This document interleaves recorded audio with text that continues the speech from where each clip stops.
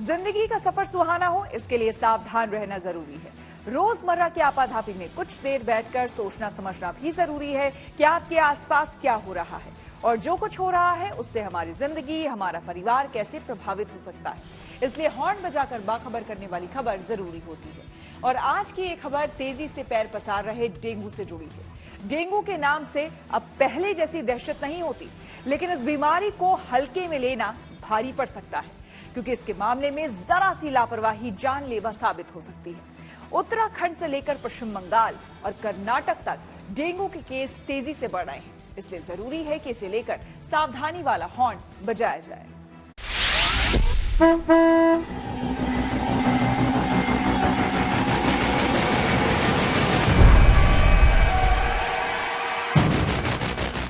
दिल्ली हो या देहरादून, गुड़गांव हो या लखनऊ, अस्पतालों के डेंगू वार्ड में मरीजों की तादाद लगातार बढ़ रही है।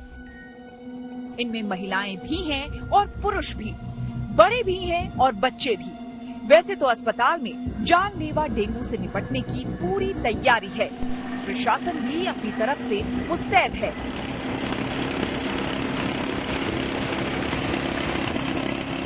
लेकिन डेंगू के आंकड़े चिंताजनक हैं, खासकर उत्तराखंड में, जहां अभी तक करीब डेंगू के 1200 मामले सामने आ चुके हैं और करीब दर्जन भर लोगों की मौत हो चुकी है। ये हालात तब हैं जब सितंबर का महीना भी आधा नहीं गुजरा। डेंगू के मामले में अक्टूबर-नवंबर तक चुनौती रहने वाली है। इसलिए जरूरी है कि डेंगू को लेकर सावधानी वाला हॉर्न बजाया जाए।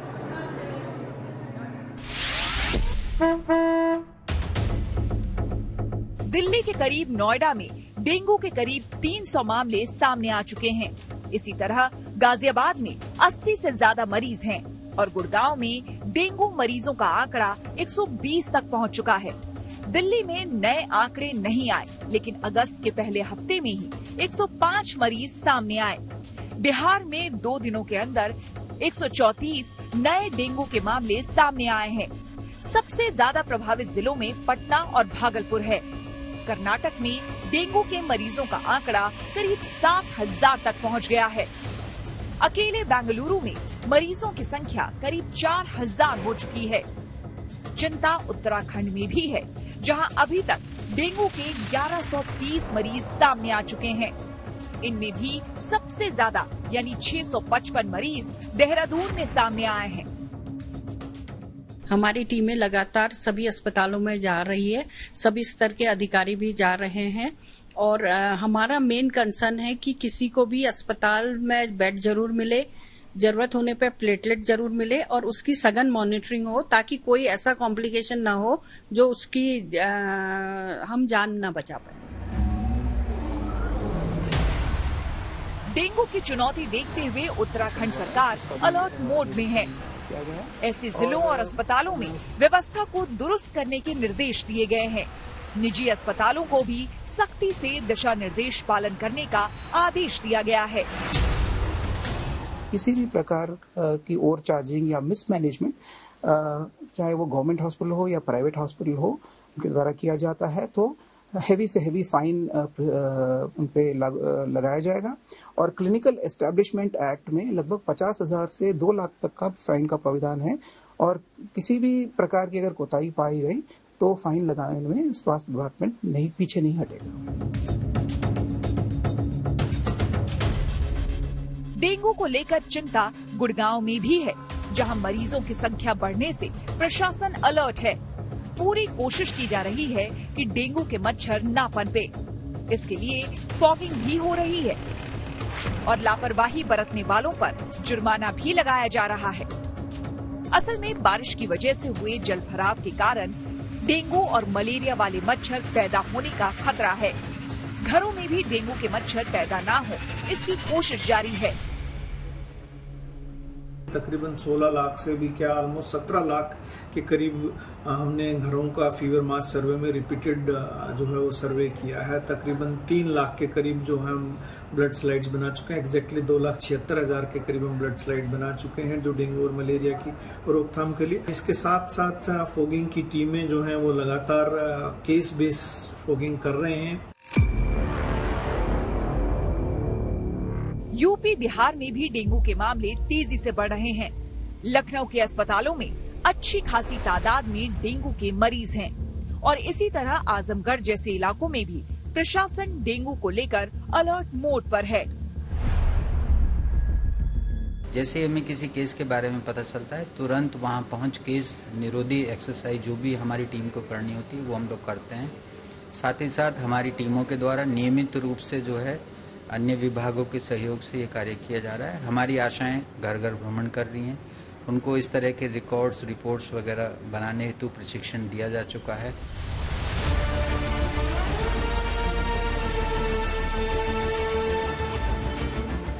उत्तर प्रदेश में मई से अब तक डेंगू के करीब 2500 मरीज सामने आ चुके हैं और इनमें से आधे से ज्यादा मरीज पिछले 25 दिनों में मिले हैं।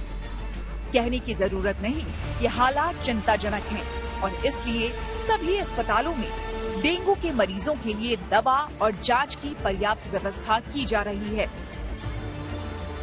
मुख्यमंत्री ने सभी सेंसिटिव जिलों में हर दिन सुबह सैनिटाइजेशन और शाम को फॉगिंग का निर्देश दिया है।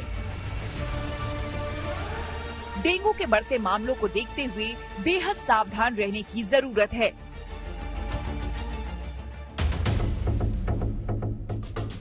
यदि आपके घर में या घर के आसपास पानी जमा है तो उसे तुरंत साफ करें। अपने कूलर में रखे पानी को खाली कर लें। नाली और पानी निकलने वाले पाइपों की भी सफाई करें। लंबी बाजू वाली शर्ट, लंबी पैंट, मोजे पहने। हल्के रंग के कपड़े भी मच्छरों को रोकने में मदद कर सकते हैं। बच्चों को पार्क में मच्छर ना काटे, इसका ध्यान रखें। अगर आपको या घर में किसी को डेंगू हो जाता है तो ध्यान रखना होगा कि वायरस दूसरों तक ना पहुंचे, यानी उपचार के साथ एहतियात भी बरते और दूसरों को सतर्क करने के लिए हॉर्न बजाएं। Bureau report, good news today. Karnataka में पिछले कुछ दिनों में डेंगू मरीजों का आंकड़ा 7,000 से ज्यादा हो गया है और इनमें 4,000 मरीज सिर्फ बेंगलुरु में हैं। कर्नाटक सरकार इससे निपटने के लिए सभी इंतजाम कर रही है। इसके लिए एक नई पहल भी की गई है। आपको बता दें कि डेंगू की निगरानी के लिए एक डैशबोर्ड और मोबाइल ऐप लॉन्च किया गया है ताकि बीमारी की रोकथाम की जा सके। डैशबोर्ड डेंगू के मामलों की भविष्यवाणी करने वाला सॉफ्टवेयर है जो कि मेडिकल अधिकारियों को डेंगू के प्रसार के हिसाब से तैयारी करने में मदद करेगा। ये सॉफ्टवेयर आर्टिफिशियल इंटेलिजेंस पर आधारित है जो 4 हफ्ते पहले ही किसी इलाके में डेंगू के तेजी से फैलने की भविष्यवाणी कर सकता है। डैशबोर्ड का इस्तेमाल फिलहाल हेल्थ केयर वर्कर्स और अधिकारी करेंगे। मोबाइल ऐप भी डैशबोर्ड से जुड़ा हुआ है, लेकिन इसका अलग से भी इस्तेमाल हो सकता है। डेंगू के मामले में कौन से एहतियात जरूरी हैं, इस पर हमने बात की डॉक्टर एनके सिंह से।